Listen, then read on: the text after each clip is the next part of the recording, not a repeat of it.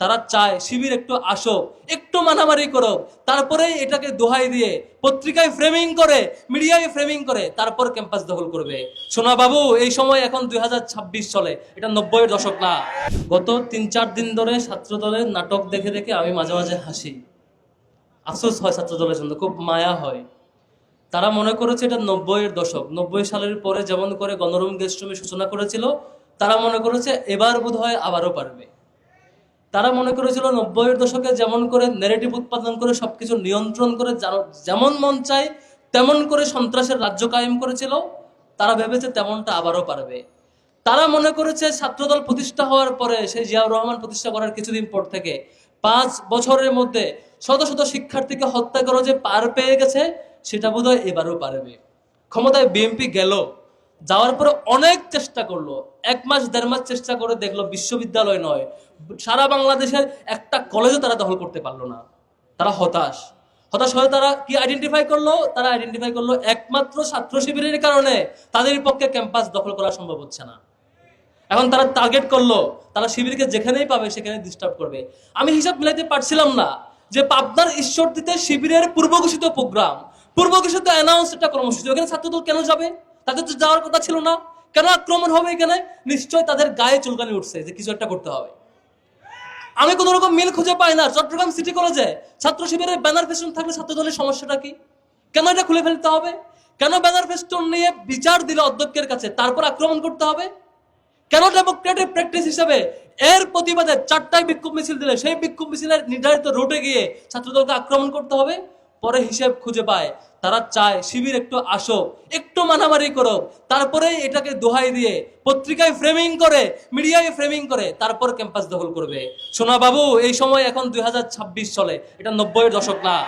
এটা এই সময় পারবে না তোমরা, সেই সময় চলে গেছে। তাদের ভয় ডাকসু চাকসু জাকসু রাকসু পেরিয়ে 5টা ছাত্র সংসদে তারা গু হারা হাঁটছে। সেই বয়ে সাকসু নির্বাচন এখনো তারা বন্ধ রেখেছে। তারা, আমার মনে হয় দুইটা কোন একটা হইতে পারে, চিত্র দুইটা, ছাত্র দলের জন্য অপশন দুইটা।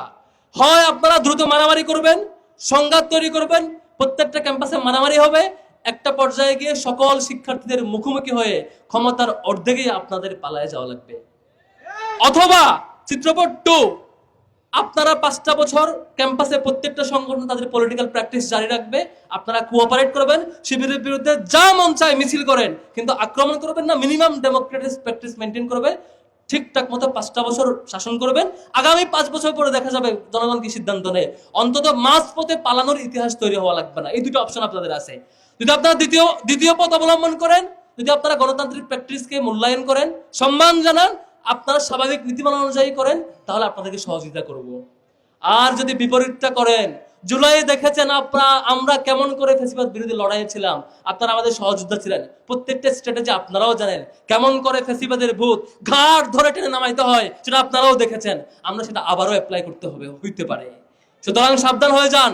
আপনাদের প্রতি অনুরোধ করব, যে কাজ করেছেন গত কয়েকদিন, কালকে যে কাজ করেছেন থানার মধ্যে গিয়ে ওসির রুমে আইনি সহযোগিতা চাওয়া একজন শিক্ষার্থীর উপর আক্রমণ, সেটা আওয়ামী লীগ 15 বছরও বিশ্ববিদ্যালয়ের ইতিহাসে সেটা করে নাই। তারা করেছিল বাইরে আক্রমণ করেছে, এখানে আক্রমণ করেছে, থানার ভিতরে ওসির রুমে আক্রমণের ইতিহাস আমরা দেখি নাই। আমরা দেখি নাই সাংবাদিকদেরকে একেবারে সংঘবদ্ধভাবে আক্রমণ করা।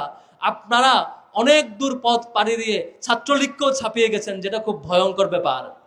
আমরা সত্যিকার অর্থে ছাত্র শিবিরের জায়গাতে আমরা আশা করি জনাব তারেক রহমান এবং বিএনপি যে ক্ষমতায় আসছে, আমরা এখনো আশা করি আপনারা ইতিবাচকভাবে ভালোভাবে পরিচালনা করেন, ফ্যাসিবাদী মডেল ফলো করেন না। আমরা এই পরিণতি চাই না যে পরিণতি গত 15 বছর যারা ভিকটিম ছিলেন তারা আবারও চরমতম পরিণতির দিকে যাবেন, এই জিনিস আমরা চাই না। আমরা ছাত্র দলের ভাইদেরকে অনুরোধ করব, আপনারা এখনো শুধরে নেওয়ার সুযোগ আছে, সম্ভবত শুধরে নেবেন আমরা আশা করতে চাই। তবে এলোমেলো করলে ছাত্র শিবিরের আগের প্রশিক্ষণ, আগের সেই ফেসিবাদ তাড়ানোর কৌশল, আগের যে সাহস, আগের যে রক্ত দেওয়ার প্রশিক্ষণ, আগের যে জীবন দেওয়ার সেই সাহসী স্লোগান ছাত্র শিবির ভুলে যায় নাই, যাবেও না। সাবধান হয়ে যান। আমাদের বিশ্ববিদ্যালয়ের বিসিকে বলবো, সম্মানিত বিসি মহোদয়, আপনি দায়িত্বে আসছেন, বিশ্ববিদ্যালয়ের দুইটা ইতিহাস আছে। একটা ইতিহাস হলো বিশ্ববিদ্যালয়ের দায়িত্ব আসার পরে কিছুদিনের পরে বিসি তার দায়িত্ব নিয়ে পালায়া যাইতে বাধ্য হয়েছে, দায়িত্ব পালন করতে পারে নাই। এমন অসংখ্য বিসি বিশ্ববিদ্যালয়ের ইতিহাসে আছে। আবার এমন বিসিও আছে যার দায়িত্বের সমাপ্তিতে বিশ্ববিদ্যালয়ের শিক্ষার্থীরা অশ্রুসিক্ত নয়নে দোয়া করেছে। আপনি নিজে সিদ্ধান্ত নেবেন মাননীয় বিসি মহোদয়। আপনি কোন ভিসি হইতে চান?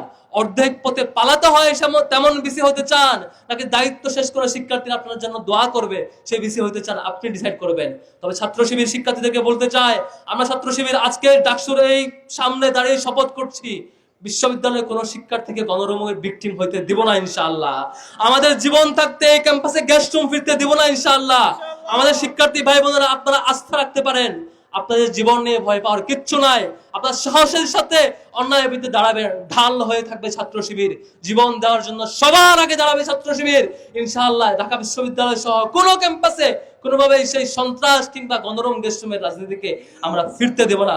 হয় আমাদের জীবন যাবে, হয় আমাদের জীবন থাকবে, হয় আমাদের সফল হব, নয় আমাদের ছাত্র শিবির বিলীন হয়ে যাবে। দুইটার কোন একটা, হয় আমাদের কাফন ফিরবে, নয় আমরা সফল হবে এই লড়াইয়ে। ফেসিবাদকে ফিরতে দিব না, গণরুমকে ফিরতে দিব না, গ্যাসরুমকে ফিরতে দিব না, এই ভাই পলিটিক্স আর চাঁদাবাজির পলিটিক্স ক্যাম্পাসে ফিরতে দিব না ইনশাআল্লাহ।